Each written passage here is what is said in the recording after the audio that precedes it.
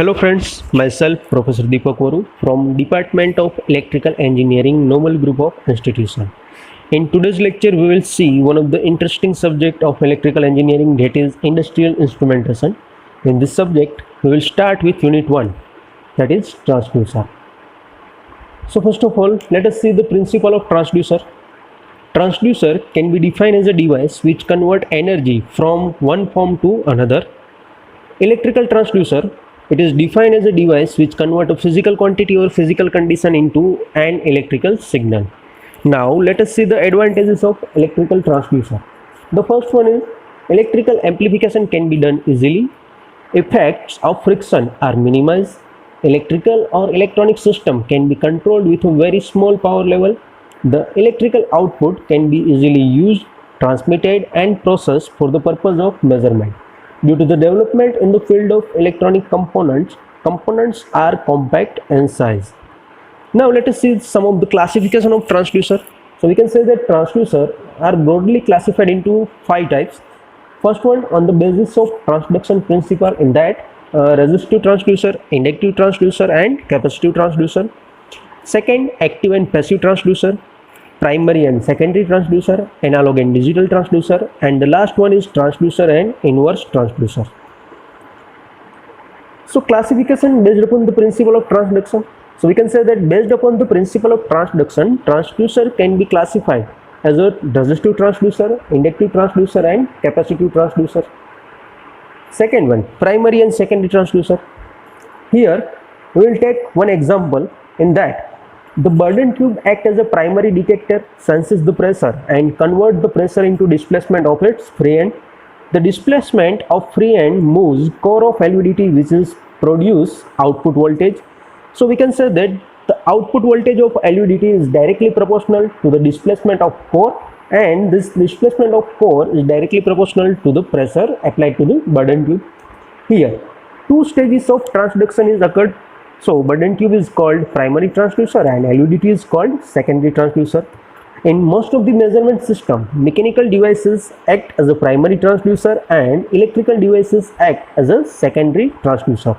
So in our example, the Bourdon tube, which is mechanical device, that is act as a primary transducer, and LVDT, that means linear variable differential transformer, which is electrical device and act as a secondary transducer. Now the next one is active and passive transducer. So first of all, let us see about active transducer. Active transducer are those which does not require an auxiliary power source to produce their output. Active transducer are also known as self-generating type transducers. Here some of the example of active transducer. So we can say that thermocouple, photovoltaic cell and piezoelectric crystal are the example of active transducer.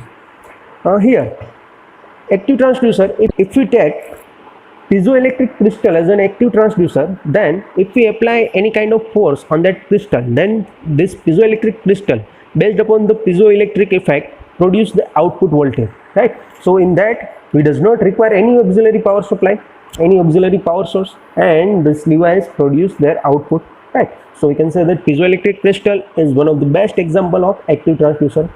Now let us see about passive transducer. Passive transducer derive the power required for transduction from an auxiliary power supply.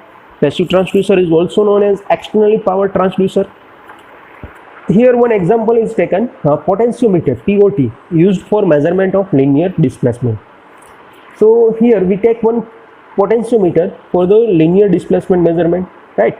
In this figure, L, that is total length of potentiometer, RT, that is total resistance, Xi, which is input displacement, E0, which is output voltage, Ei, which is input voltage.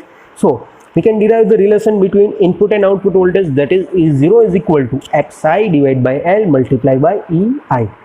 In the absence of external powers, this type of transducer cannot work. Now let us see about analog and digital transducer. So first of all, analog transducer. These transducers convert the input quantity into an analog output, which is continuous function of time. Some of the example of analog transducers are strain gauge, LVDT, thermocouple. Next one is digital transducer. These transducers convert the input quantity into an electrical output, which is in the form of pulses. digital encoder, electromagnetic transducers are the example of digital transducer. Now let us see about transducer and inverse transducer. For that, one feedback control system for control of electrical quantity is given below.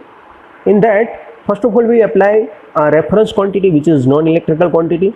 This is given to transducer, and further it is processed towards amplifier, and finally we got our measured output, or we can say output quantity, which is an electrical signal, right? And this system is a feedback control system. So from output we will take the feedback and given back it to the input with the help of inverse transducer. So if you want to define the transducer, so we can say that it is a device which convert non-electrical quantity into an electrical quantity. And inverse transducer, so we can say that it is a device which convert electrical quantity into non-electrical quantity.